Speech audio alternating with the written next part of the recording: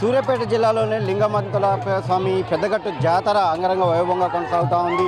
భక్తులు పెద్ద సంఖ్యలో తరలి వచ్చారు. చూడవచ్చు మనం ఉదయానికి ఇప్పటికీ జన సమ్మర్దం అనేది తీవ్రంగా పెరిగిపోయిన పరిస్థితి ఉంది.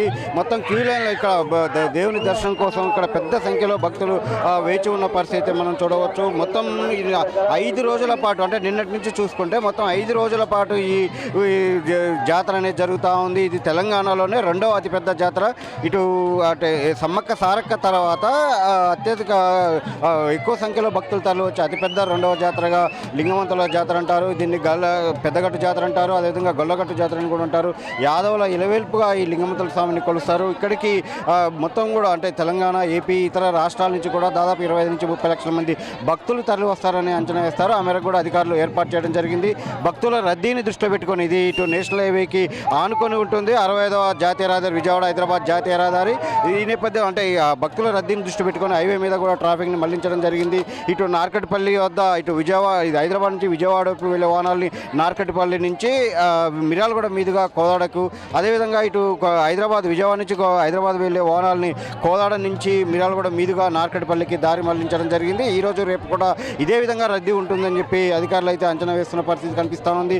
అదేవిధంగా జిల్లా ఎస్పీ సన్ప్రీత్ సింగ్, జిల్లా కలెక్టర్, అదేవిధంగా ఇతర అధికారులందరూ కూడా సమన్వయం చేసుకుంటూ ఎప్పటికప్పుడు పరిస్థితి సమీక్షిస్తున్నారు. ఎవరికి కూడా భక్తులకు ఎటువంటి ఇబ్బంది తలెత్తకుండా ఏర్పాట్లు చేస్తున్న పరిస్థితి కనిపిస్తూ ఉంది. చూడవచ్చు మనం భక్తులు ఎంత పెద్ద సంఖ్యలో తరలి వచ్చి తమ మొక్కులు చెల్లించుకుంటున్నారు. ప్రతి 2 ఏళ్లకోసారి ఈ జాతర అనేది వస్తుంది. ఈ జాతరని యాదవులు చాలా అంటే ఇష్టంగా చాలా ఎక్కువగా ప్రయారిటీ ఇస్తారు. చాలా ప్రాధాన్యతనిచ్చి కన్నుల పండుగగా ఇటు తమ పశు సంపద పెరగడానికి కానీ, అదేవిధంగా ఇటు వ్యవసాయం కలిసి రావడానికి కానీ స్వామివారి మొక్కుకుంటే ఖచ్చితంగా తమ కోరిక తీరుతుందని చెప్పి వాళ్ళు భావిస్తారు, చాలా విశ్వసిస్తారు. 200 ఏళ్ల నాటి చరిత్ర ఈ ఆలయానికి ఉంది. అదేవిధంగా గతంలో ఇక్కడ ఉన్నటువంటి ఏదైతే అంటే ఇక్కడ ఉన్నటువంటి యాదవ సామాజిక వర్గానికి సంబంధించిన మొత్తమైన కుటుంబం వారే ఇక్కడ పూజారులుగా వ్యవహరిస్తూ ఉంటారు. అంతా కూడా మొత్తం యాదవ సామాజిక వర్గం వాళ్ళే ప్రధానంగా ఈ మొత్తం అంటే ఉదయం ఈ జాతర స్టార్ట్ అయ్యేటప్పటికి కూడా ఇటు సూర్యాపేట సమీపంలో ఉన్నటువంటి కేసారం నుంచి దేవరపేటను తీసుకొని వస్తారు. దేవరపేట తీసుకొని వచ్చిన తర్వాతే ఈ మొత్తం కూడా జాతర అనేది ఉంటుంది.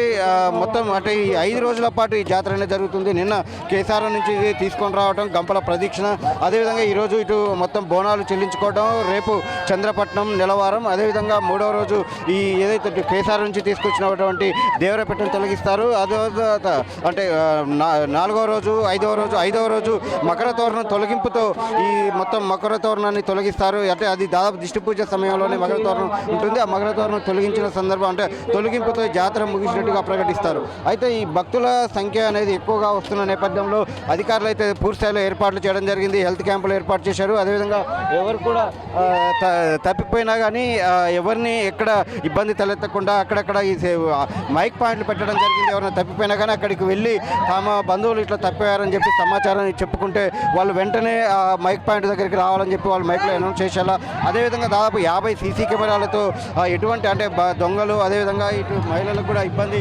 తలెత్తకుండా మొత్తం ఏర్పాట్లు అయితే చేస్తున్న పరిస్థితి కనిపిస్తుంది.